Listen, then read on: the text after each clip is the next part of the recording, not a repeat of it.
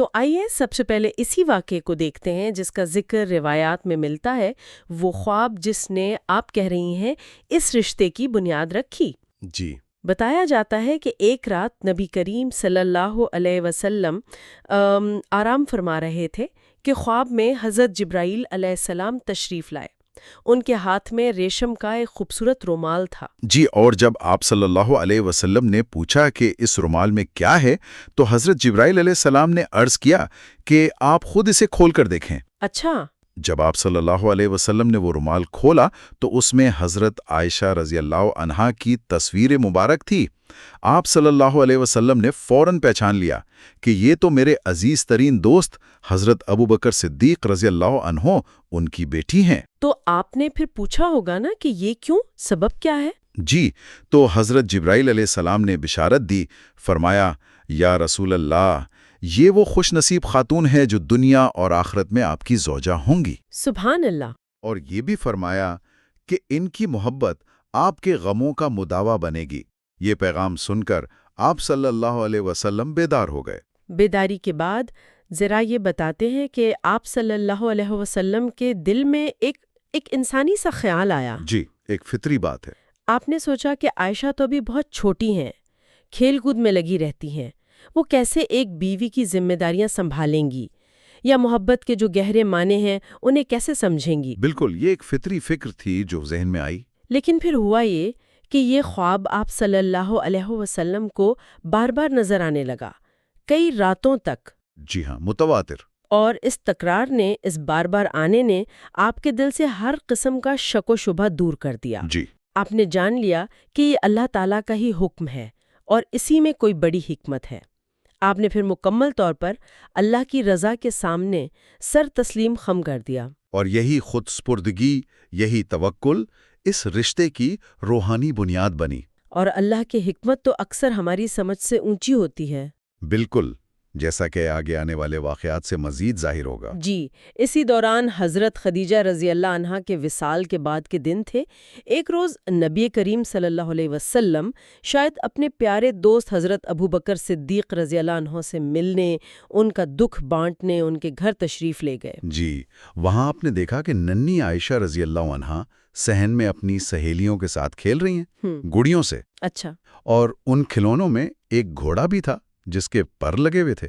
یہ تو ایک عام سا بچپن کا منظر تھا، مگر یہیں ایک غیر معمولی بات ہوئی۔ آپ صلی اللہ علیہ وسلم ان کے قریب گئے اور بہت پیار سے پوچھا، عائشہ یہ کیا ہے؟ انہوں نے معصومیت سے جواب دیا، یہ میرا گھوڑا ہے۔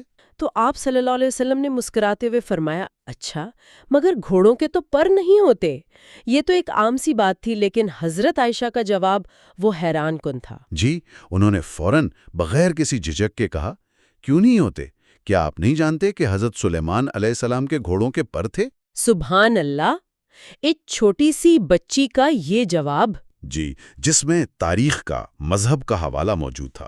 یہ جواب نبی کریم صلی اللہ علیہ وسلم کو اتنا پسند آیا کہ آپ کھل کر مسکرا دیے۔ حضرت عائشہ رضی اللہ عنہا بعد میں فرماتی تھیں کہ انہوں نے آپ صلی اللہ علیہ وسلم کے نورانی دانتوں کے مسوڑے تک دیکھے۔ جی ہاں، یہ صرف ایک حاضر جوابی نہیں تھی، یہ ان کی غیر معمولی ذہانت، ان کے علم سے لگاؤ کا پہلا بڑا واضح اشارہ تھا۔ آپ صلی اللہ علیہ وسلم ان کی ذہانت سے پہلے بھی واقف ہوں گے، مگر اس واقعے نے یقیناً دل پر گہرا اثر ڈالا ہوگا۔ بالکل ایسا ہی ہے۔ آپ صلی اللہ علیہ وسلم نے شاید اسی وقت یہ محسوس کیا ہوگا کہ اللہ تعالیٰ نے انہیں یوں ہی تو منتخب نہیں فرمایا۔ صحیح۔ ان کی یہ سمجھ، یہ فہم و فراست اور ان کی جو حیرت انگیز یادداشت تھی، یہ مستقبل میں امت کے لیے کتنی کارآمد ثابت ہوگی، یہ تو اللہ ہی بہتر جانتا تھا۔ اور تاریخ نے یہ ثابت بھی کیا، وہ سب سے زیادہ حدیثیں روایت کرنے والے صحابہ میں شامل ہوئیں۔ جی ہاں، دین کا ایک بہت بڑا حصہ ان کے ذریعے ہم تک پہنچا۔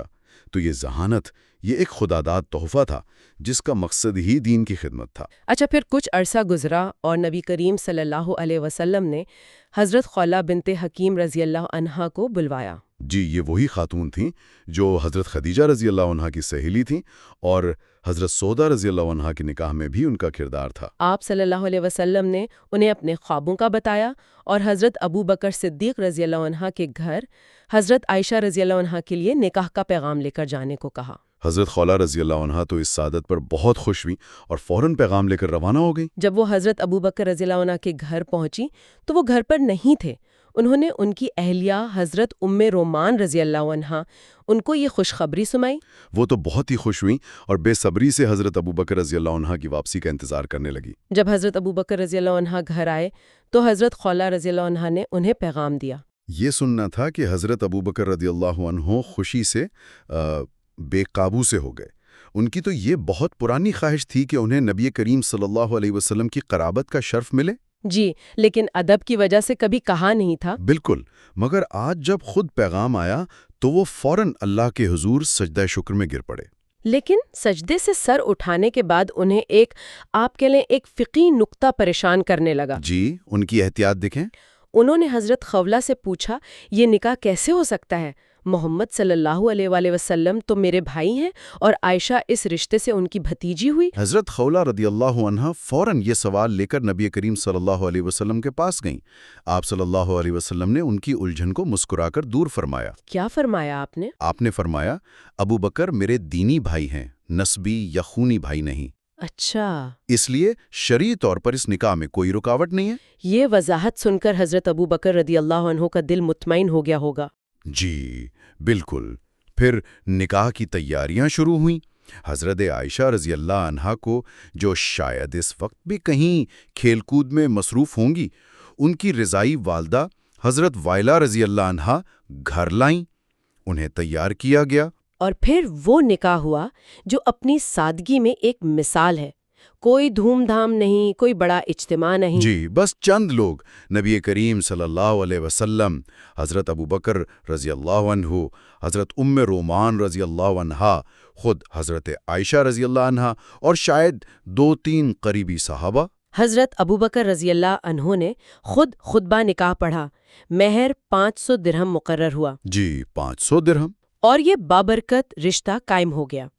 یہ سادگی ہی اس تعلق کی گہرائی بتاتی ہے۔ بالکل۔ نکاح تو ہو گیا، لیکن رخصتی فوراً نہیں ہوئی۔ جی نہیں، ابھی نہیں۔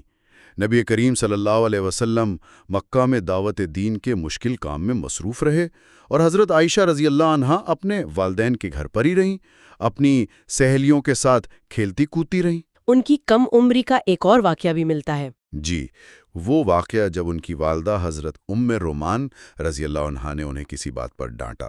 ہاں، تو وہ روٹ کر رونے لگیں۔ اور اتفاق سے اسی وقت نبی کریم صلی اللہ علیہ وسلم تشریف لے آئے۔ آپ صلی اللہ علیہ وآلہ وسلم نے حضرت ام رومان رضی اللہ عنہا سے فرمایا، میری خاطر عائشہ کو کچھ نہ کہا کریں۔ جی، اور جب حضرت ام رومان نے کہا کہ وہ بات نہیں سنتی تو آپ صلی اللہ علیہ وسلم نے پھر فرمایا، انہیں ان کی مرضی سے رہنے دیں۔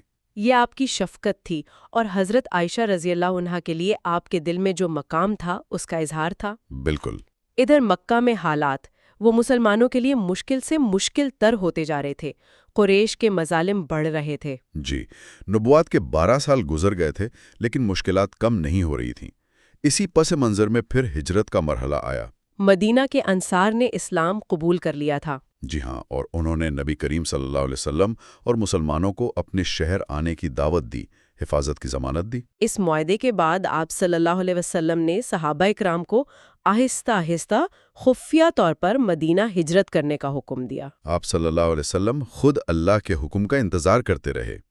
پھر ایک روز دوپہر کے وقت آپ حضرت ابوبکر رضی اللہ عنہ کے گھر تشریف لائے اور انہیں اللہ کی طرف سے ہجرت کی اجازت ملنے کی خبر دی۔ حضرت ابوبکر رضی اللہ عنہ نے فوراً ساتھ چلنے کی اجازت مانگی، جو آپ صلی اللہ علیہ وسلم نے دے دی۔ وہ اس رفاقت کے شرف پر بہت خوش ہوئے، رو پڑے۔ جی، انہوں نے عرض کیا کہ وہ اس سفر کے لیے 2 اونٹنیاں پہلے ہی تیار کر چکے ہیں۔ قریش کی سازشوں سے بچنے کے لیے انتہائی رازداری سے رات کے وقت آپ صلی اللہ علیہ وسلم اور حضرت ابوبکر رضی اللہ عنہ مکہ سے نکلے۔ اور روانگی سے پہلے آپ صلی اللہ علیہ وسلم نے حضرت عائشہ رضی اللہ عنہا سے، جو ابھی کم سے نہیں تھی، بس اتنا فرمایا۔ جی، کیا فرمایا؟ عائشہ، تم ہمارے لیے دعا کرنا، ہم ہجرت کے لیے نکل رہے ہیں۔ بس اتنا سا جملہ، مگر تعلق کی گہرائی دیکھیں آپ۔ جی، پھر ایک طویل اور مشکل سفر کے بعد آپ صلی اللہ علیہ وسلم اور حضرت ابو بکر رضی اللہ عنہ بخیریت مدینہ منورہ پہنچ گئے۔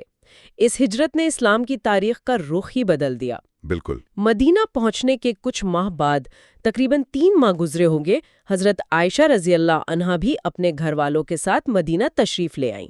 جی، مسجد نبوی کی تعمیر مکمل ہو چکی تھی اور اسلامی معاشرہ اپنی بنیادیں مضبوط کر رہا تھا۔ شوال کا مہینہ تھا۔ اچھا، شوال کا مہینہ۔ جی۔ ایک روایت کے مطابق حضرت جبرائیل علیہ السلام نے پیغام پہنچایا کہ اب عائشہ رضی اللہ عنہا کو عزت و تکریم کے ساتھ ان کے گھر یعنی آپ صلی اللہ علیہ وسلم کے حجرے میں لے آیا جائے۔ تو اگلے روز حضرت ابوبکر رضی اللہ عنہ نے خود نبی کریم صلی اللہ علیہ وسلم سے رخصتی کے بارے میں پوچھا۔ آپ صلی اللہ علیہ وسلم نے فرمایا کہ وہ بھی یہی چاہتے ہیں، لیکن اس وقت ان کے پاس مہر کی پوری رقم موجود نہیں ہے۔ یہ آپ صلی اللہ علیہ وسلم کی انتہائی ایمانداری اور سادگی ہے کہ آپ نے اپنی مالی حالت کو نہیں چھپایا۔ بالکل۔ حضرت ابو بکر رضی اللہ عنہ نے فوراً اس کا حل نکالا۔ وہ گھر گئے اور 500 درہم لا کر بطور ہدیہ پیش کیے۔ انہوں نے یہ نہیں کہا کہ مہر معاف کر دیں یا کچھ؟ نہیں، بلکہ ہدیہ پیش کیا تاکہ نبی کریم صلی اللہ علیہ وسلم اسے مہر کے طور پر ادا کر سکیں۔ آپ صلی اللہ علیہ وسلم نے یہ ہدیہ قبول فرمایا اور وہی رقم بطور مہر حضرت عائشہ رضی اللہ عنہا تک پہنچائی۔ اس طرح مہر کی ادائیگی کے بعد شوال کے مہینے میں حضرت عائشہ رضی اللہ عنہا کی رخصتی ہوئی۔ روایات کے مطابق اس وقت ان کی عمر مبارک 9 سال تھی۔ جی۔ یہ رخصتی بھی نکاح کی طرح ہی بہت سادگی سے ہوئی اور آپ صلی اللہ علیہ وسلم اور ام المومنین حضرت عائشہ صدیقہ رضی اللہ عنہا کی مشترکہ ازدواجی زندگی کا آغاز مدینہ منورہ میں ہوا۔ اب ذرا اس گھر کا تصور کریں جہاں سے یہ مبارک زندگی شروع ہوئی۔ وہ ایک چھوٹا سا حجرہ تھا، کچی مٹی کی دیواریں، جی، چھت کھجور کے پتوں اور شاخوں کی، جس پر بارش سے بچنے کے لیے بس ایک موٹا کپڑا یا کمبل ڈالا ہوا تھا۔ اتنا چھوٹا کہ اگر کوئی لیٹا ہو تو نماز پڑھنے والے کے سجدے کی جگہ بمشکل بنتی تھی۔ حضرت عائشہ رضی اللہ عنہا خود بتاتی ہیں کہ اکثر راتوں کو گھر میں چراغ جلانے کے لیے تیل تک نہیں ہوتا تھا۔ جی، چاندنی راتوں میں ہی گزارا ہوتا۔ وہ یہ بھی فرماتی ہیں کہ کئی مہینے گزر جاتے اور گھر میں چولہا جلانے کی نوبت نہ آتی۔ کیوں؟ کیونکہ پکانے کو کچھ ہوتا ہی نہیں تھا۔ اللہ اکبر! تو کھانا کیا ہوتا تھا؟ اکثر اوقات صرف کھجوریں اور پانی، کبھی کبھار دودھ مل جاتا۔ اگر کوئی صحابی محبت میں کچھ ہدیہ بھیج دیتے، جیسے چند کھجوریں، ایک پیالہ دودھ یا کوئی روٹی، تو وہ اس دن کی نعمت ہوتی۔ یہ اس گھرانے کی معاشی حالت تھی جو تمام جہانوں کے سردار کا گھر تھا۔ جی، مگر سوال یہ ہے کہ کیا یہ غربت تھی یا یہ ایک انتخاب تھا؟ اصل میں یہ قناعت اور سادگی کا ایک شعوری انتخاب تھا۔ بالکل، اور اسی سادگی کے ساتھ محبت اور اپنائیت، اس کا تو کیا ہی عالم تھا۔ جی، حضرت عائشہ رضی اللہ عنہ بتاتی ہیں کہ اندھیرے میں جب ساتھ کھانا کھاتے تو کبھی ایک ہی نوالے پر دونوں کے ہاتھ پڑ جاتے۔ اچھا! اگر کبھی گوشت ہوتا تو جن ہڈیوں کو وہ چوس کر رکھتی، نبی کریم صلی اللہ علیہ وسلم محبت سے انہیں اٹھا کر دوبارہ چھوستے۔ سبحان اللہ! جس پیالے میں وہ پانی پیتے، آپ صلی اللہ علیہ وسلم بھی وہیں اپنے ہونٹ مبارک رکھ کر پیتے۔ یہ چھوٹی چھوٹی باتیں یہ کتنی گہری محبت اور بے تکلفی کو ظاہر کرتی ہیں۔ جی، یہ اسی روحانی یگانگت کی عکاس ہے جو اس رشتے کی بنیاد تھی۔ گھر میں سامان کی کمی تھی، لیکن دلوں میں سکون اور محبت کی فراوانی تھی۔ حضرت عائشہ رضی اللہ عنہا کے الفاظ میں وہ گھر جنت کا ٹکڑا محسوس ہوتا تھا۔ جی ہاں، مادی چیزوں کی کمی نے روحانی تعلق کو اور بھی مضبوط کر دیا تھا۔ آج کی اس گفتگو سے جو اہم باتیں سامنے آئیں وہ یہ ہیں، ایک تو یہ کہ اس نکاح کی بنیاد الہامی ہدایت پر تھی جو ہماری سوچ سے بالاتر ہے۔ دوسری بات، حضرت عائشہ رضی اللہ عنہا کی غیر معمولی ذہانت اور سمجھ بوجھ بچپن سے ہی ظاہر تھی، جسے اللہ نے دین کی خدمت کے لیے چنا تھا۔ بالکل۔ اور تیسری اور شاید سب سے اہم بات، نبی کریم صلی اللہ علیہ وسلم اور ام مومنین کی ازدواجی زندگی، وہ سادگی، قناعت، بے پناہ محبت اور گہرے روحانی سکون کا ایک لازوال نمونہ تھی۔